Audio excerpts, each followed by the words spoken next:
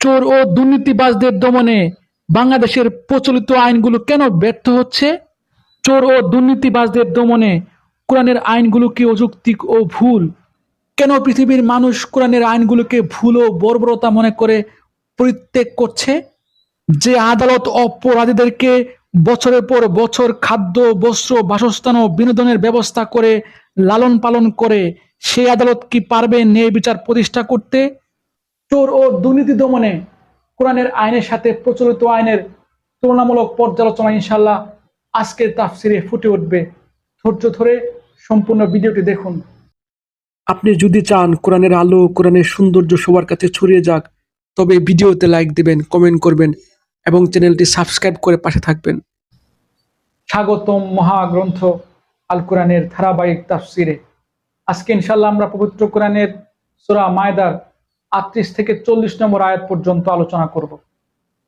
এই আয়াতগুলোতে আল্লাহ রাব্বুল আলামিন বলেন, والسارق والسارقة فاقطعوا أيديهما جزاء بما كسبا نكالا من الله والله عزيز حكيم। পুরুষ ও নারী এদের যে কেউ চুরি করবে তাদের হাত কেটে ফেলো, এটা তাদের কর্মফল এবং আল্লাহর পক্ষ থেকে নির্ধারিত দণ্ড। আল্লাহ তাআলা মহাশক্তিশালী ও প্রবল প্রজ্ঞাময়। فمن تاب من بعد ظلمه وأصلح فإن الله يتوب عليهم إن الله غفور رحيم। হ্যাঁ, যে ব্যক্তি জঘন্য জুলুম করার পর আল্লাহ তাআলার কাছে তওবা করবে এবং নিজেকে সংশোধন করে নেবে, অবশ্যই আল্লাহ তাআলা তার তওবা কবুল করবেন। আল্লাহ তাআলা নিঃসন্দেহে বড় ক্ষমাশীল ও দয়াময়। ألم تعلم أن الله له ملك السماوات والأرض يعذب من يشاء ويغفر لمن يشاء والله على كل شيء قدير। তুমি কি কথা জানো না, এই আকাশ মণ্ডলী ও জমিনের একক সার্বভৌমত্ব একমাত্র আল্লাহ তাআলার জন্যই। তিনি যাকে ইচ্ছা তাকেই শাস্তি দেন, আবার যাকে ইচ্ছা তাকে তিনি মাফ করে দেন, কেননা সবকিছুর উপর তিনি হচ্ছেন একক ক্ষমতাবান। আলহামদুলিল্লাহ। চমৎকার তিনটি আয়াত। এই আয়াতগুলোতে মহান আল্লাহ রাব্বুল আলামিন আমাদের সমাজের নৈতিকতা রক্ষায়, আমাদের সমাজের নিরাপত্তা রক্ষায়, চোর ও দুর্নীতিবাজদের দমনে কঠোর আইন প্রদান করেছেন। যেখানে তিনি বলেছেন, চুরি বা দুর্নীতি প্রমাণিত হলে পুরুষ হোক বা নারী যেই হোক না কেন তার হাত কেটে দিতে হবে। এটি চুরি দুর্নীতি অপরাধের উপযুক্ত প্রতিদান এবং মানুষের প্রতি আল্লাহর পক্ষ থেকে একটি দৃষ্টান্তমূলক শাস্তি। তবে আল্লাহ রাব্বুল আলামিন ক্ষমাশীল ও দয়ালু। সুতরাং অপরাধী যদি অনুতপ্ত হয়, সংশোধিত হয় এবং ভবিষ্যতে ভালো কাজ করে, তবে আল্লাহ তাআলা তার তওবা কবুল করবেন। তবে এই তওবা হতে হবে অপরাধীর ধরা পড়ার পূর্বেই। এরপর আল্লাহ স্মরণ করে দেন তিনি আসমান জমিনের রাজত্বের একছত্র মালিক। যাকে ইচ্ছা তিনি শাস্তি দেন, আবার যাকে ইচ্ছা তিনি ক্ষমা করেন। তার ক্ষমতা সীমাহীন। এই আয়াতসমূহ চুরি ও দুর্নীতি প্রতিরোধে ইসলামী বিচার ব্যবস্থার গুরুত্ব তুলে ধরে, একই সাথে তা আল্লাহর ন্যায় বিচার ও দয়ার ভারসাম্য প্রকাশ করে। এখন প্রশ্ন হলো, ইসলামী আদালত কি ঢালাওভাবে চোর ও দুর্নীতিবাজদের হাত কাটবে? কোন পরিস্থিতিতে, কিসের ভিত্তিতে চোর ও দুর্নীতিবাজদের হাত কাটা ন্যায়সঙ্গত? আসলে ইসলাম শুধুমাত্র চোর ডাকাতদের বিচার করায় না। ইসলাম হলো মানব জীবনের সকল মৌলিক সমস্যার সমাধান। আপনি শুধু চোর ডাকাতের বিচার করবেন আর আর কিছু করবেন না, তা হবে না। ইসলাম মানলে ইসলামের সকল বিধানই মানতে হবে। চোর ডাকাতের বিচার করার পূর্বে রাষ্ট্রে জাকাত ভিত্তিক অর্থনীতি চালু করতে হবে। সমাজের মধ্যে ব্যাপক হারে কর্জায় হাসিনা বা পরস্পরকে টাকা পয়সার কর্জা দেবার মানসিকতা তৈরি করতে হবে। রাষ্ট্রের জনগণের জন্য খাদ্য, বস্ত্র, শিক্ষা, চিকিৎসা ও বাসস্থানের যথাযথ ব্যবস্থা করতে হবে।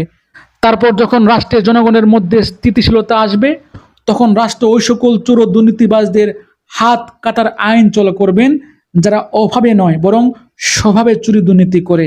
এ ব্যাপারে রাসূলুল্লাহ সাল্লাল্লাহু আলাইহি ওয়াসাল্লাম বলেছেন, কাউকে যথাযথ প্রমাণ ছাড়া শুধু চুরি সন্দেহ করে তার হাত কাটা যাবে না। চুরির পরিমাণ যদি খুব অল্প হয় তবে তার হাত কাটা যাবে না, অর্থাৎ 1.05 গ্রাম সোনার সমপরিমাণ টাকার কম যদি কেউ চুরি করে তবে তার হাত কাটা যাবে না। কেউ যদি ক্ষুধার তাড়নায়, অভাবের তাড়নায় চুরি দুর্নীতি করে তবে তার হাত কাটা যাবে না। মালিক যদি চোরকে ক্ষমা করে দেন তবেও তার হাত কাটা যাবে না।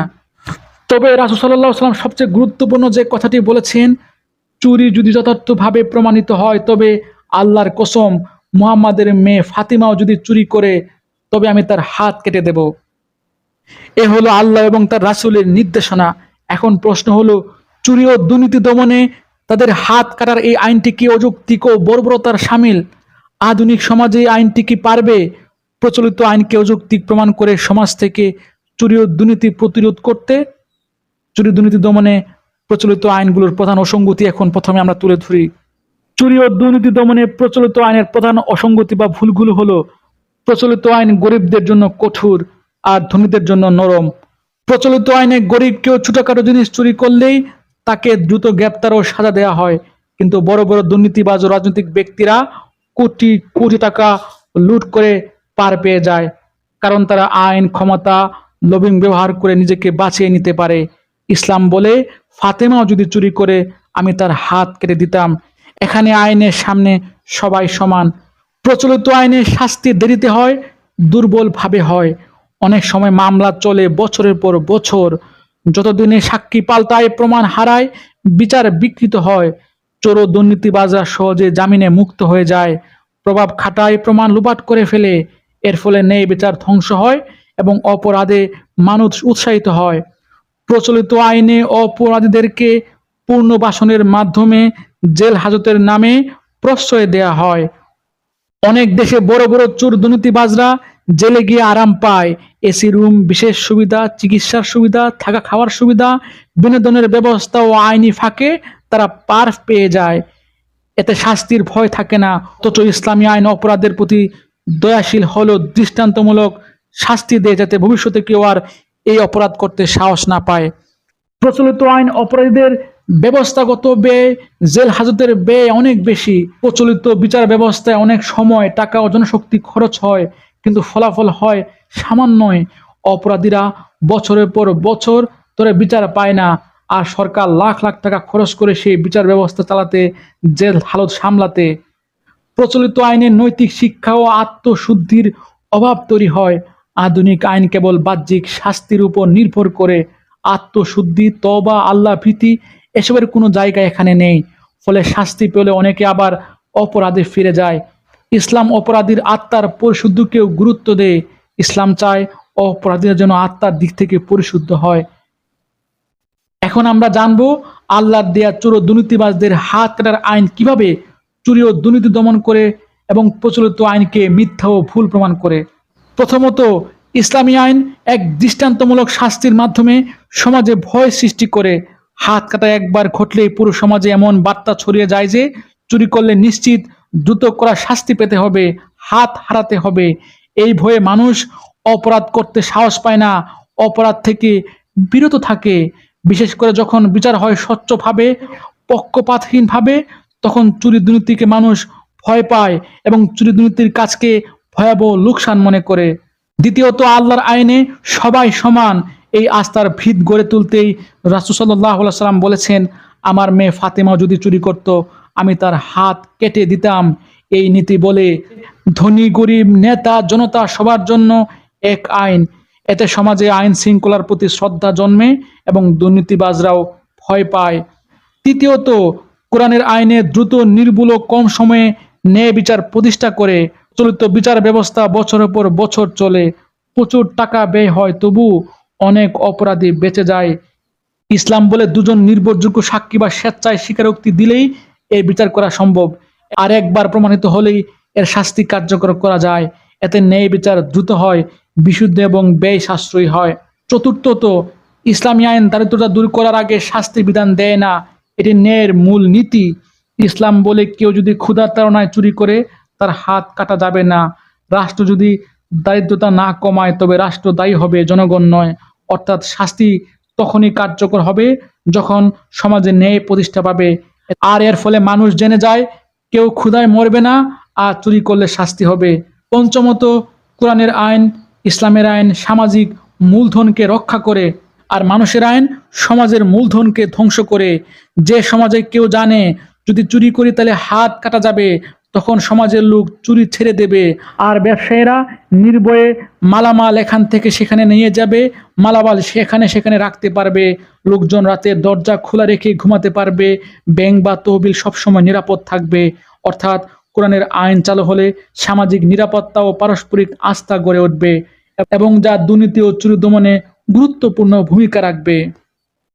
সুতরাং আলোচ্য আয়াতগুলোর পরিপ্রেক্ষিতে আমরা বলতে পারি, ইসলামিক আইনে চোর ও দুর্নীতিবাজদের হাত কাটার আইন এটি বর্বরতা নয়, এটি সমাজকে রক্ষা করার রক্ষা কবচ, এটি মানুষকে নৈতিকভাবে সুমানুষে পরিণত করার, ভালো মানুষে পরিণত করার অন্যতম চাবিকাঠি।